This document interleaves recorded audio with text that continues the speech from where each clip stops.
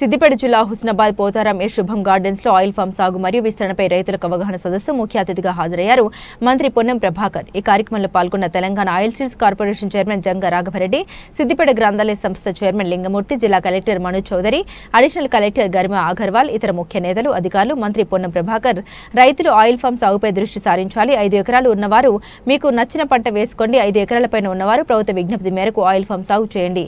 Oil form ద్వారా లాభాలు వస్తున్నాయి. వరి, పత్తి, మామిడి, మిరప ఏ పంటలు వేసినా ఇబ్బందులు వస్తున్నాయి. హుస్నాబాద్ భూముల్లో తొండలు గుడ్లు పెట్టడం కాదు, బంగారం పండేలా చేద్దాం. మార్కెట్ యార్డ్లో 3 రోజుల పాటు యంత్రాల ప్రదర్శన, సాంకేతిక అవగాహన సదస్సు జరుగుతుంది. క్షేత్రస్థాయిలో సాంకేతిక వ్యవసాయం చేయడంలో మీకు మించిన వాళ్ళు లేరు. 3 రోజుల వ్యవసాయ అవగాహన సదస్సులో పాల్గొనని తెలిపారు పొన్నం.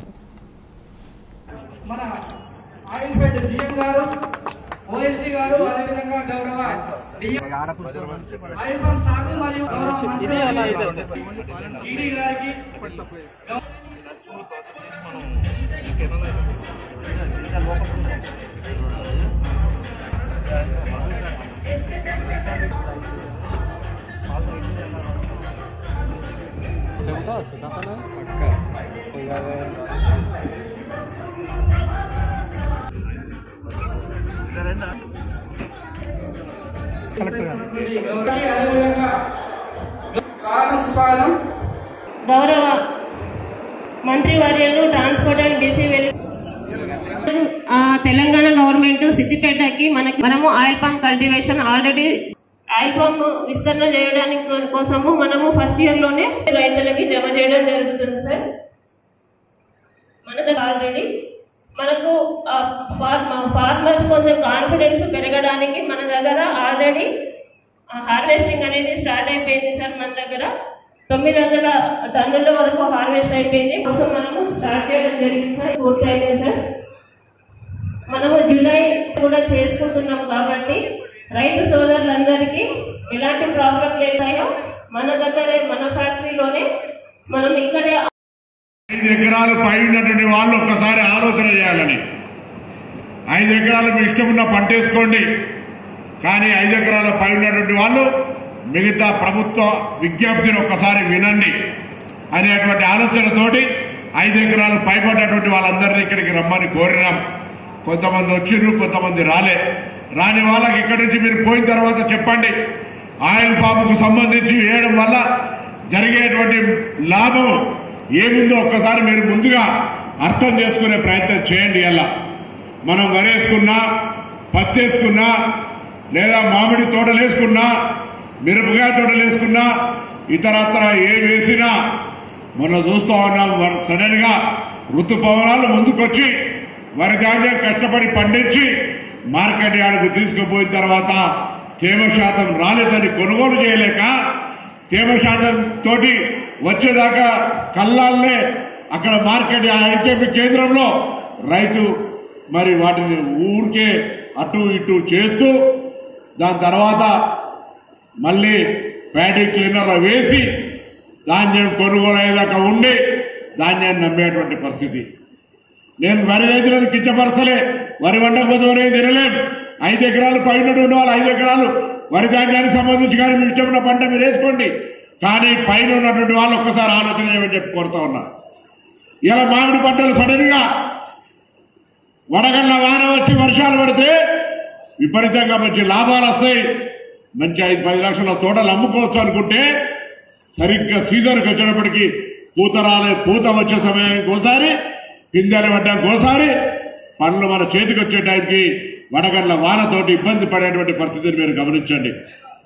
అంతేకాదు పత్తి కావచ్చు, ఇతరత్ర అనేకమైనటువంటి పంటలు, మొక్కజొన్న కావచ్చు, ఏదైనా ప్రకృతి వైపరీత్యంలో నష్టపోయినటువంటి రైతులు అనేక మంది.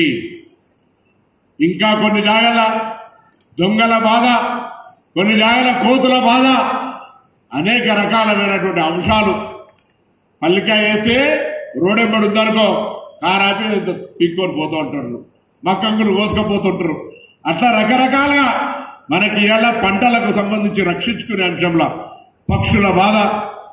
జొన్నేస్తే టైంకి వచ్చి జొన్నను పక్షులు తిండిపోతూ ఉంటాయి. రకరకాల అంశాలు ఉన్నాయి. వీటన్నిటికీ విరుగుడుగా ప్రకృతి వైపరీత్యానికి ఎటువంటి ఇబ్బంది లేకుండా, దొంగలు కోతుల బాధలు లేకుండా మనం ఎప్పుడు రోజు పొద్దున పోయి చిన్న పాపల్లాగా చూసుకునే అవకాశం లేకుండా ఇలా ఆయిల్ ఫామ్ కు సంబంధించి సక్సెస్ స్టోరీలు ఎన్నో ఉన్నాయి. మీరందరూ వస్తా అంటే ఖమ్మంల ప్రస్తుత రాష్ట్ర వ్యవసాయ శాఖ మంత్రి దాదాపు 200 ఎకరాల పైన ఇలా ఆయిల్ ఫామ్ ను సాగు చేస్తా ఉన్నాడు ప్రత్యక్షంగా రైతుగానే. నేను ఒక రైతు బిడ్డగా మా నాయన వ్యవసాయం చేసుకునేటువంటి మా వృత్తిని గౌడైనా కళ్ళు వ్యాపారం లేదు, వ్యవసాయమే మా యొక్క వృత్తి. కాబట్టి ఇలా వ్యవసాయం బాగుంటే దేశం బాగుంటుంది, రైతు బాగుంటే మొత్తం వ్యవస్థ బాగుంటుంది అనే ఆలోచనతోటి ఈ విధంగా రైతుల సంక్షేమం కొరకు ఆలోచన చేస్తా ఉన్నాం. దయచేసి ఆలోచన చేయండి. ఎవరి ఒత్తిడి లేకపోతే ఏదో మీకు బలవంతంగా ఆయిల్ ఫామ్ పెట్టమనేటువంటి మాట ఇక్కడ చెప్తలేము. కానీ ఆయిల్ ఫామ్ పెట్టడానికి సంబంధించి ప్రభుత్వం తరఫున ఇలా ఎకరానికి 42 రూపాయల సబ్సిడీ మొదటి సంవత్సరం, 2వ సంవత్సరం, 3వ సంవత్సరం, 4వ సంవత్సరం ఇలా ఎకరానికి 42,000 రూపాయల్ని మొక్క పేరు మీదనో సబ్సిడీ పేరు మీదనో లేదా డ్రిప్ పేరు మీదనో ఇస్తా ఉన్నాం. దాని తర్వాత 4వ సంవత్సరం నుంచి ఎకరానికి మీకు 60,000, 80,000, 1,50,000 అక్కడికి ఎకరానికి ఇప్పుడున్న ధరతోటి 1,80,000 వస్తున్నటువంటి ప్రత్యక్షంగా మీరు చూస్తా ఉన్నారు. కాబట్టి దయచేసి ఆలోచన చేయండి. ఇలా ఈ యొక్క పంటలకు సంబంధించినటువంటి ఆయిల్ ఫామ్ పండించిన తర్వాత మార్కెటింగ్ ఎట్లా అనేటువంటి బాధ అసలే అవసరం లేదు. ఏదైనా వస్తువు ఉత్పత్తి చేస్తే దాన్ని అమ్మడం ఎట్లా అనేటువంటి ఆలోచనతో భయపడతాం. కానీ ఇలా పక్కనే ఆనాటి మంత్రి హరీష్ రావు గారు ఈయన పెద్ద ఆయిల్ ఫామ్ ఫ్యాక్టరీ తీసుకొస్తే ఇవాళ ఈ ప్రభుత్వం దాన్ని పూర్తి చేసే విధంగా ఎక్కడ కూడా రాజకీయాలకు లేదు. రైతులే మనకు ముందున్నటువంటి ఎజెండా, రైతులకు బాగు చేయాలనే ఆలోచనతోటి ఆ ఫ్యాక్టరీని పూర్తి చేయడానికి స్వయంగా మంత్రి గారు మేము అక్కడ పర్యవేక్షణ చేస్తా ఉన్నాం.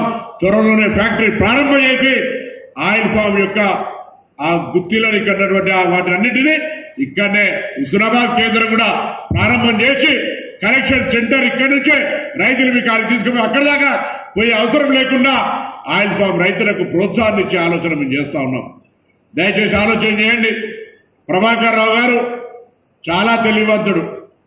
100 మందిని కలిపితే ఆ ఒక్కరు తెలివి ప్రభాకర్ రావు గారు తెలివి. ఎందుకంటున్నా అంటే తెలివిని చూసి మనం నేర్చుకోవాలి.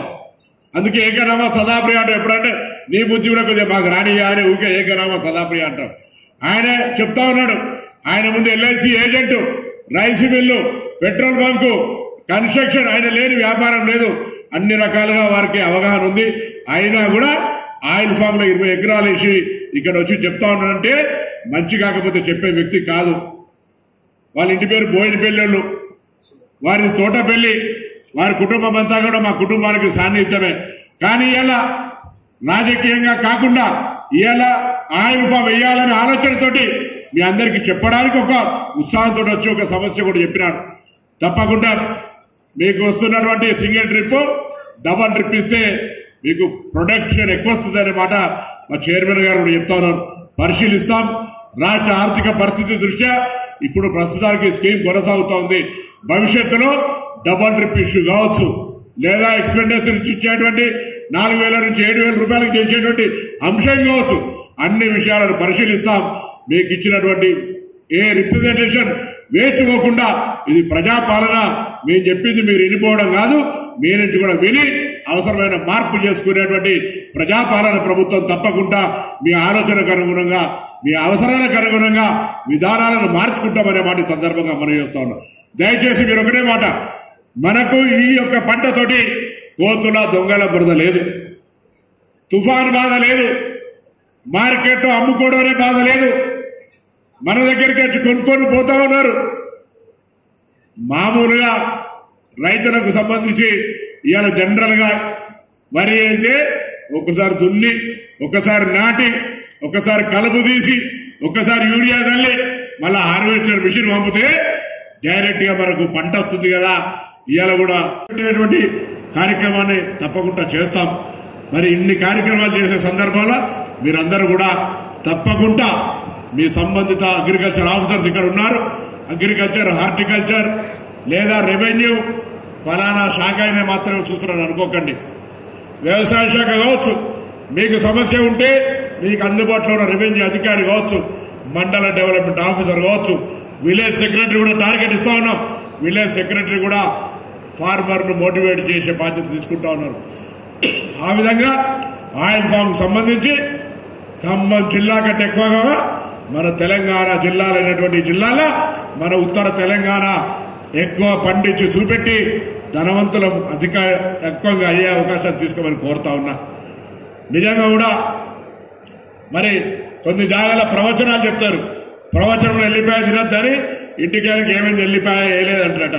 నేను మీకు ఆయిల్ ఫామ్ వేయమని మరి నువ్వేం చేస్తున్నావు అంటే ప్రభాకర్ రావు సాబ్ రాజ్యంలో ఎవరైనా 5-10 ఎకరాలు జాగిప్పిస్తే నేను కూడా మీకు ఆదర్శంగా ఆయిల్ ఫామ్ వేసి చూపెడతా అనే మాట మనం చెప్తాను. నాకు కూడా జాగాలు ఉన్నాయి కానీ కరీంనగర్లో ఆయిల్ ఫామ్ వేసేది కాదు, బాగా కాస్ట్లీ జాగాలు అవి, వాటిని అక్కడ వేయలేము. కానీ ఇక్కడెక్కడైనా వ్యవసాయ యోగ్యమైనటువంటి ఉంటే తప్పకుండా నేను ఇప్పుడే లింగమూర్తి చెప్తాను. ఆయన అంటే ఈ జంగా రాఘవరెడ్డి గారు 300-400 ఎకరాలు అనుకుంటాను, నన్ను 100 ఎకరాలు వేయమంటాను. నేను ఏడాయాలే 3 ఎలక్షన్లు కొట్లాడితే అని చెప్పినాను. కాబట్టి దయచేసి నేను మిమ్మల్ని అందరూ ఒకటే కోరుతా ఉన్నాయి కదా, ఆయిల్ ఫామ్ దిక్కు రండి. ఆయిల్ ఫామ్ ఫ్యాక్టరీ ఇక్కడనే ఉంది. మేము ఉత్పత్తిని హుస్నాబాద్ కేంద్రంలో ఉంటాం. ఎవరితోటి బాధ లేనటువంటి మంచి ఆయిల్ ఫామ్ వేసుకొని 4వ సంవత్సరం నుంచి 30 ఏళ్ల దాకా కూర్చొని ఆదాయాన్ని పొందే విధంగా ఉండేటువంటి ఈ పంటలు వేసుకోండి. రాఘవరెడ్డి గారు ఒక మాట చెప్పినారు, మేము వింటలేమనుకున్నాడు ఆయన. ఆయిల్ ఫామ్ ఇంత వండుది ఎట్లా రేపు పొద్దున బాగా నూనె అయిపోయాక వాడు కొనకపోతే ఎట్లా అని భయపడుతున్నామనుకుంటున్నారు.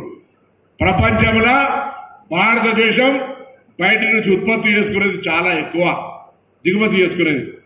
మన ఉత్పత్తి స్టేజ్కి ఎదిగే వరకు అంటే నేను మనవాడు వస్తాడు, మన మనవాళ్ళు వస్తాడు, అంత కష్టపడితే తప్ప కాదు. కాబట్టి దయచేసి ఈ తరానికి నీ నెక్స్ట్ తరానికి ధనికంగా ఆర్థికంగా వచ్చేటువంటి ఈ ఆయిల్ ఫామ్ను ప్రోత్సహిస్తారనేటువంటి విశ్వాసాన్ని సందర్భంగా వ్యక్తం చేస్తాను.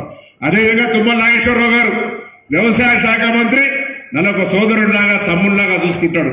ఈ ప్రాంతంలో ఇప్పటికే కలెక్టర్లు, ఆర్డీఓలు 3 జిల్లాలకు సంబంధించి తహసీల్దార్లతో సహా ఇరిగేషన్ అధికారులను ఎక్కడికక్కడికి రోజు పొద్దున్న లేచి సమీక్షించుకుంటా ఉన్నాం అందరం. గౌరవల్లి ప్రాజెక్టు తొందరలోనే ఆ యొక్క కాలువల తవ్వకాలు ప్రారంభమైతే భూసేకరణ జరుగుతోంది. ఈ ప్రాంతం అంతా సస్యశ్యామలం అవుతుంది. ఆ బాధ్యత మాది. మేము చెప్పినాం ఎన్నికలకు ముందు తప్పకుండా గౌరవల్లి ప్రాజెక్టు పూర్తి చేసే బాధ్యత మాది. కాకపోతే కూడా బాధ్యత మాదే అనేటువంటి ధైర్యంగా ఇలా ముందు నిల్చొని చెప్తాను. కాబట్టి దయచేసి ఇలా దానిపైన కూడా రాజకీయాలు చేసే వాళ్ళు ఉంటారు, దాన్ని కూడా అనేక సందర్భాలు మాట్లాడే వాళ్ళు ఉంటారు. ఏది ఏమైనా ఎవరిన్ని మాట్లాడినా గౌరవల్ని పూర్తి చేసే విధంగా చర్యలు తీసుకుంటా ఉన్నాం. ఆ సంబంధించినటువంటి కార్యక్రమాలు జరుగుతూ ఉన్నాయి. ఇలా భూసేకరణ, వాటికి సంబంధించిన నిధుల కేటాయింపు, అన్ని కార్యక్రమాలు జరుగుతూ ఉన్నాయి. న్యాయపరమైన అంశాలను అధిగమించడానికి చర్చలు చేస్తూ ఉన్నాం. అన్ని రకాలుగా ముందడుగులో ఉన్నాం. దాన్ని కూడా సాధిస్తామనే మాట మనవి చేస్తూ దయచేసి మీరంతా ఇలా మారుతున్నటువంటి పరిస్థితులకు అనుగుణంగా వాతావరణ మార్పులు, ఈ ఎందుకో హుస్నాబాద్ మెట్ట ప్రాంతం చాలా కాలంగా ఎప్పుడు కూడా పంట చేతికెట్టేటప్పటికీ పిడుగులు పడడో, రాళ్ల వాన పడడో, గాలి వాన వచ్చడో చాలా నష్టం జరుగుతూ ఉంది. అటువంటిప్పుడు ఈ ప్రాంతానికంతా ఇదొక మంచి ఒక అవకాశం ఆయిల్ ఫామ్ పండించడేది. దానికి సంబంధించిన మాట మనయేస్తూ నేను ఇంతకు చెప్పినట్టుగా తుమ్మల నాగేశ్వరరావు గారు నా సోదరుడిగా, నన్ను ప్రోత్సహించే వ్యక్తిగా హుస్నాబాద్ ప్రాంత రైతులకు అండగా ఉందా. వాళ్లకు వ్యవసాయ నూతన యాంత్రీకరణ కావచ్చు, వ్యవసాయ అవగాహన సదస్సులు కావచ్చు, వ్యవసాయ పరంగా వారందరికీ ఒక మైనటువంటి చైతన్యాన్ని తేవడానికి హుస్నాబాద్ అంటే ఇంతకుముందు పెట్టినటువంటి ఏమో గుడ్డు పెట్టినట్టువి, ఏం గుడ్లు, తొండల గుడ్లు అంటారు. తొండల గుడ్లు కాదు, ఇవాళ మా ప్రాంతం అంతా ప్రతి ఎకరం కూడా బీడు లేకుండా చేస్తామనేటువంటి విధంగా అవగాహన సదస్సు పెట్టడానికి 3 రోజులు 5, 6, 7 మార్కెట్ యార్డులో వాళ్ళు డిసైడ్ చేస్తున్నారు. మార్కెట్ యార్డ్ బాగుంటుంది.